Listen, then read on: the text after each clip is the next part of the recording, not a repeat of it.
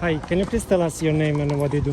My name is Izzy the Wiz, and I am a handball promoter. I'm an entrepreneur, and I have merged my two personal and business aspects together to become, I guess, the first handball business owner. I own Zerega Indoor Sports Complex. Can you please tell us about your upcoming tournaments? Yeah, we got the second annual U.S. Open Handball Championships on July 9th at Astoria Heights Playground. It is a historical event because the prize money is a brand new bar that is raised. We're raising the bar on prize money going forward. Once upon a time in the early half of this century, 2004, 2005, the CPQ events happened in Florida, Miami, Florida, and that was a big deal for our handball community. A lot of guys from New York were flying out there. When that CPQ stuff stopped, our handball community never saw those types of prize money ever again. I know the community is looking forward to that type of stuff, and Impact Pro, Zerega Indoor Sports Complex, this is something that we're going to be providing. We're going to be providing those same types of big paydays going forward. It's a historical event. What was the payout at the previous tournament? The previous tournaments, mind you, they were all doubles. So the CPQ in Florida, those were all doubles tournaments. They popped up out of nowhere, and these enormous prizes. The very first prize was $5,000. Nobody even believed that the prize money was legitimate, so they went to Florida just to test to see if it was real. In the end, it was real. Rookie and lefty Henry winded up playing against the junior A's, Paulie and Jamie, right? These prodigies, young prodigies. And great finals they had. Rookie and Henry won that first event. They got paid the $5,000 as promised, and second place got a respectable amount. And that was just the beginning. As time went on, they started escalating the prizes to $10,000 for first place, then $15,000 for first place, and then ultimately the biggest one was $25,000 for first place. And after the $25,000 prize, they started to pull back a little bit so they can expand their program. And they started going back 15,000, then 12,000, then 7,000, back to 5,000, but just with more frequency. And eventually, the CPQ just kind of went by the wayside for whatever reason. And handball was never the same again, right? So handball became doubles oriented after that, which is the reason why A cards of today are now based on doubles. It was because the CPQ flipped handball from a singles spectator sport to a double spectator sport. And so I'd like to personally see things go back to singles. I love singles. Singles is where the stars are made. That's where everybody's judged. Their spirit, their heart, their determination, their athleticism, all that stuff manifests itself best in singles tournaments, hands down. You're going to have singles division? What divisions are you going to have? For the US Open, it's only one division only. There's no B division, there's no girls division, there's no over 50 division, there's no doubles. It's only strictly a singles tournament, it's a singles division only. So one of the most prominent things that we had last year for the US Open is a unique flavor to it. The guys from Philly showed up. Jomar showed up from Philly, Wally showed up from Philly. They represented themselves really well. They got inside the top 8. The both of them got inside the top 8. And we were actually looking at the possibility of the very first all Philly finals in a New York City Open singles tournament. Like, if that would have happened, like, that would have been unreal. That would have been unbelievable. But unfortunately, that story couldn't take place. That narrative couldn't happen. Timbo eliminated Jomar in the quarters, I think. And Timbo went on to face Tavo, which he lost to Tavo, and Tavo made it to the finals. But Wally, on the other hand, from Philly, a 41-year-old, kind of semi-retired handball player from Philadelphia, he did more than he was expected to do. He beat some of our top players, made it to the finals, played in the finals against somebody, a top player, who he's always beaten at every tournament. He's always beaten Tavo. Wally's always beaten Tavo every time they played in the tournament. So going into this, even though Tavo was a favorite, Wally started off strong. Tavo won the championships. He won the match by 2 points. Controversial call. A lot of people are still talking about the controversy of it. But it was very unique to have a Philadelphia guy, somebody not in New York, doesn't play with our top players, produce this type of performance, especially at his age. Really inspirational. So what we're hoping is that we have other people from other places. If they're coming from Ireland, if they're coming from London, if they're coming from Ecuador, if they're coming from California, if they're coming from Canada, whatever, Mexico.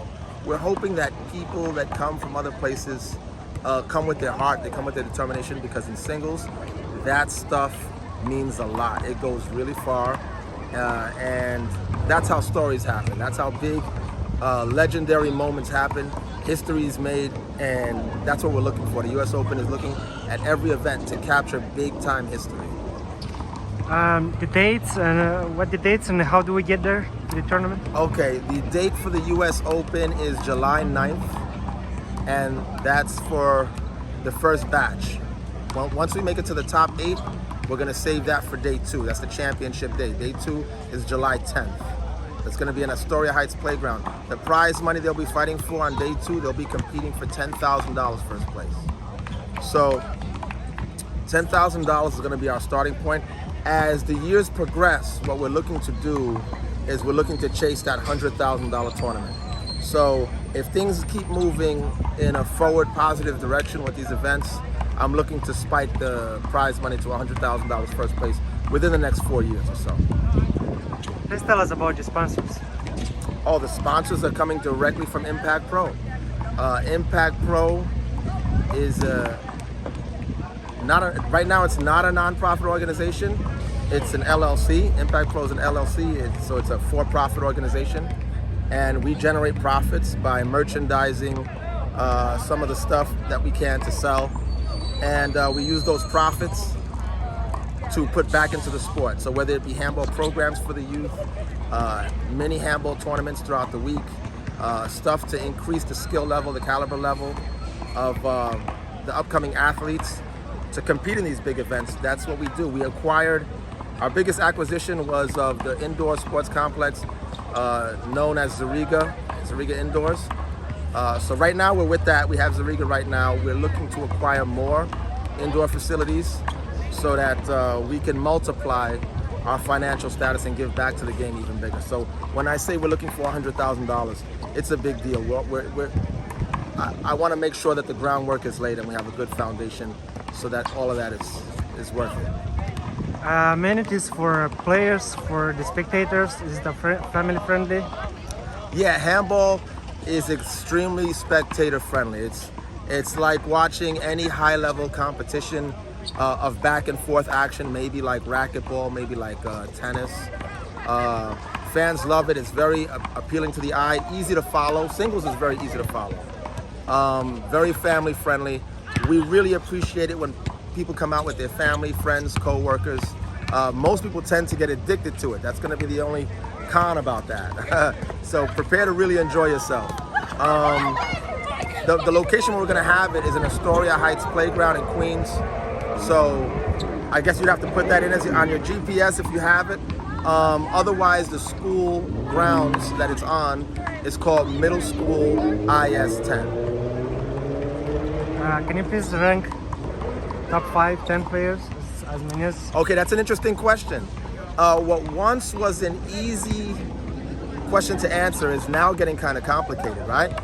Who are the top 5 guys? Who are the 5 guys that are expected to be fighting at the top for this $10,000? Right now, there's a toss-up between Taiwan Cook, world champion, and previous last year US Open champion Gustavo Ruiz, aka Davo. So those 2 guys are expected because they're in the best physical shape out of everybody on the scene. They're both extremely active. They're both really sharp. They have stamina for days. Their court IQ is really strong. They're very consistent.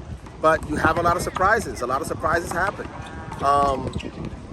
Last year, a lot of surprises happened. This year, I expect no different. A lot of people coming with a much stronger mindset than ever before. $10,000 is a significant amount of money for people to come and train and bring a different type of focus than they ever had before. So I'm expecting that from even the guys that are not in the top 5. So with those 2 guys sharing the #1 spot, you're looking at Timbo right there, who can pretty much beat anybody. You know, a lot of people talk about Timbo's reduction in his abilities.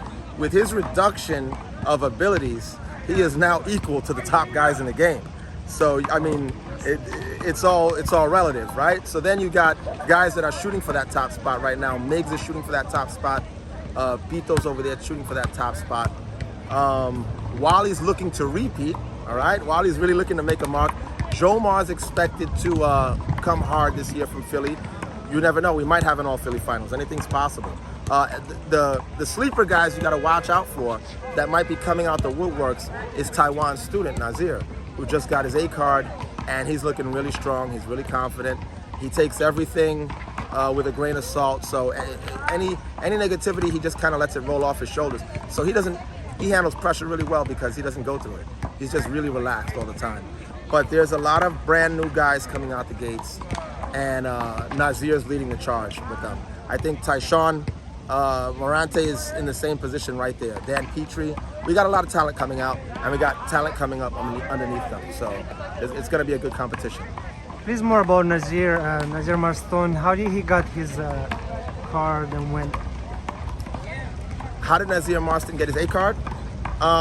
He was doing really well in the outdoor season with Ariel Santana, another veteran in the game. They prolonged giving him his card. St. Albans Handball Association normally gives out the A cards, which is led by Dwight, right? And Dwight Worley. And normally they give those cards out as a ceremony in Zerega in January, the first turn of the year in January. Nazir and Ariel got their cards together because they were partners. But it was cemented and locked in by the indoor handball tournaments that happened in Zerega. So when outdoors turned into indoors, immediately indoors, we started running tournaments weekly on a weekly basis.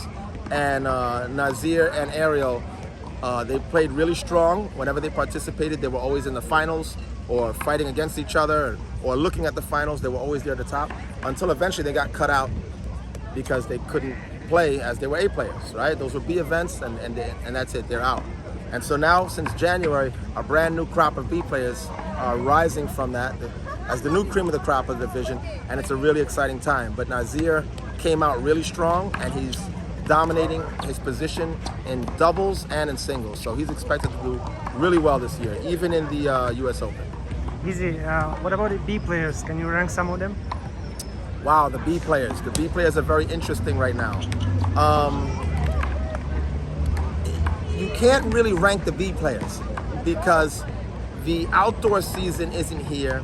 The indoor season that just happened at Zerega, some of the B players were switching teams. They were getting a new partner every day. But as an individual, you can rank the B players in doubles. So you got D-Boy from the Bronx, who partnered with Tyshawn Morante.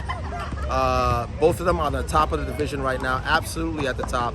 There's no doubt about it. D-Boy is a shooter. Tyshawn is a power drive hustler. I've seen Tyshawn actually take Nazir and Dan Petrie in Zerega and defeat them handily in singles back to back. So he's playing really good ball. D-Boy and Tyshawn are beating top players in pickup games, money games, in tournaments as well. And then you have Gary Luck. Gary Luck is right underneath them right there. He's always changing his partner, but he's steadily in the finals. He's constantly in the top of the division right there. Joey Gonzalez, which is another one. He's from the Bronx. Joey Gonzalez doesn't play as often, so this is going to keep him in the division longer. Joey Gonzalez should essentially be out of the B division. He should be in the A division already. He's done a lot. His stats are long. Another one from 4th and 4th, lefty Eloy Vela. A lot of people not paying attention to him. Eloy is an A player. All right, so if you guys don't know, now you know. Eloy is an uncarded A player. He needs to get out of the B division and take his rightful place along with the A players already. It's long overdue. Maybe Dwight is not seeing because he's not there, and when Eloy is active, Dwight isn't there at those times, but he's another one. Who else is there? Lefty Mo is starting to surf that wave right now. He's riding the crest right now. So he was doing respectably well in the outdoor season, and as the indoor season came, he kind of honed in his focus, and he's moving in, and he's fighting for his recognition. He's fighting for his respect. He's getting it. He's getting on everybody's radar right now, and everybody's noticing. that he's playing with his partner Manny Sanchez, and they're beating top teams together indoors in Zerega. And he's very active, and he's following any competition that he can get in order to prove why he wants to be called one of the best. He wants to be among the best. Who are the top ladies? The top ladies. Who are the top ladies? Okay, the top ladies right now is hands down the twins, the Wonder Twins. I remember playing these girls when they were like 11 and 12, and they were great back then. They were born into the game. They were great. I didn't know that they were going to stay with the game though, you know? So that's the only thing that's different. You would think that if they stayed with the game, they would be the best, and that's exactly what happened. They stood with the game, and they took their place as the best. In singles, Melanie is the top singles player right now, and she's also the top singles player. She's also the top player in doubles. Her sister is right up there with her. Jasenia. Jasenia is highly competitive. She's a top A female singles player, and she's right there at the top of the field in doubles. So sometimes they split up, so that's when you have to decide who's better, you know? But they go back and forth in doubles, you know? Jenny Q is a beast. She's got her own bubble. She plays in men's tournaments. She defeats men in men's singles, men's open singles, B singles. Jenny Q is a different animal. She's a different animal, right? So it's weird how you have the ability to have your own reputation for different types of achievements. And Jenny Q, she's got her reputation. She's a beast. Who else is there in the top of the women's division? Daniel Daskalakis is probably the best all-around female handball player in America right now. She's, tops in 1 wall, tops in 3 wall. She's a phenomenal 4-wall player.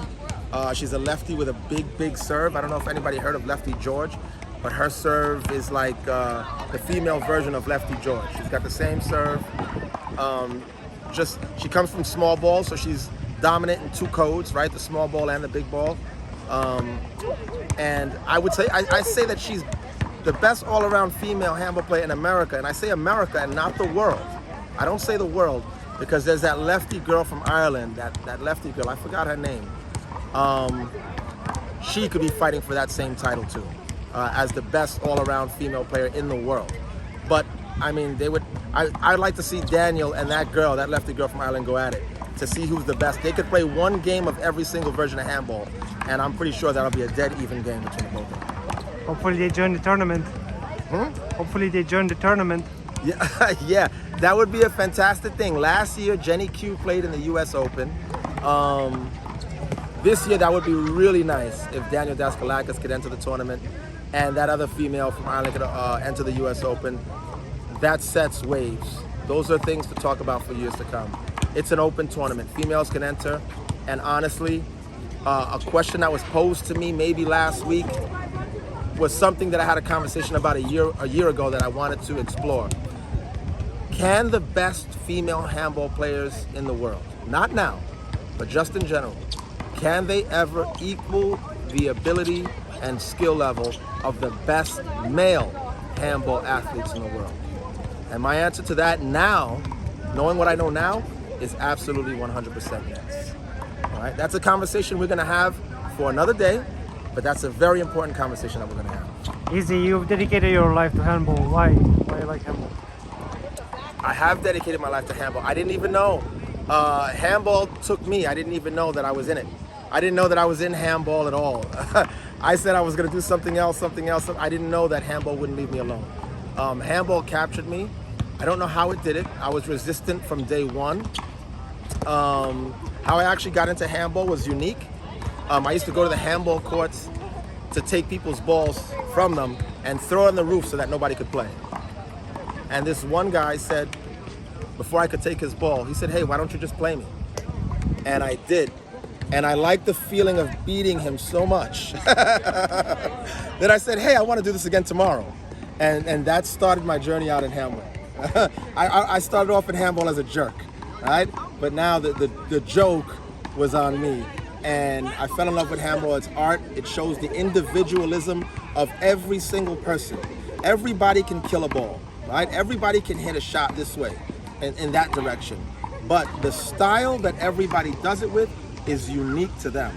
So handball shows our humanity, and that is a big deal. I learned a lot about humanity just looking at handball. Our individualness is what makes us beautiful together. Anything else would you like to add? For the last thing, another shameless plug, the US Open, July 9th and 10th, historical event, $10,000 first place, the first of many more to come. Join it. Come join it. Come watch it. Come spectate. We need the fans. We love the fans. And the fans are going to make us or break us. Thank you, Izzy. Thank you. All right. All right. All right.